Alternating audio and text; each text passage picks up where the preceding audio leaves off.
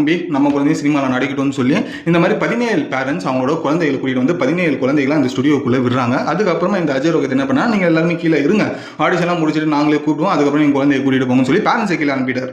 So அதுக்கப்புறமா ரோஹித் என்ன பண்ணா, அந்த 17 குழந்தைகளை அந்த ஸ்டுடியோவில் இருக்கிற ஒரு ரூமுக்கு கூட்டிகிட்டு போகிறார். அது கூட ஒரு வயசான தாத்தாவும் வயசான பாட்டியுமே இருக்காங்க. ஸோ அப்படி பார்க்கும்போது கிட்டத்தட்ட 19 பேர் அவர் கண்ட்ரோலில் இருக்காங்க.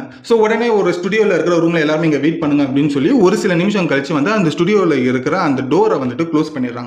க்ளோஸ் பண்ணதுக்கு அப்புறமா என்ன பண்ணா, ஒரு வீடியோவை ரிலீஸ் பண்றாரு.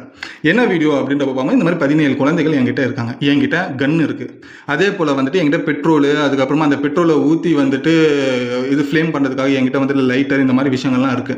நீங்க ஏதாச்சும் என்ன அரெஸ்ட் பண்ணணும், என்ன ஏதாச்சும் வந்துட்டு நீங்க தாக்கணும்னு நினைச்சீங்கன்னா இது எல்லாத்தையுமே நான் பயன்படுத்த வேண்டியதாக இருக்கும். அதுக்கப்புறம் ஹாஸ்டேஜஸ்க்கு ஏதாச்சும் ஆச்சுன்னா நான் பொறுப்பு கிடையாது அப்படின்ற மாதிரி ஒரு வீடியோ ரிலீஸ் பண்ணியிருந்தாங்க. ஸோ இதை கேட்டு அங்கே இருக்கிற குழந்தைகளும் பயங்கரமாக பயப்பட ஆரம்பிச்சிட்டாங்க, அழுக ஆரம்பிச்சிட்டாங்க. அதுக்கப்புறமா கீழே இருக்கிற பேரண்ட்ஸ்க்கு அது எல்லாமே தெரிய வந்து அது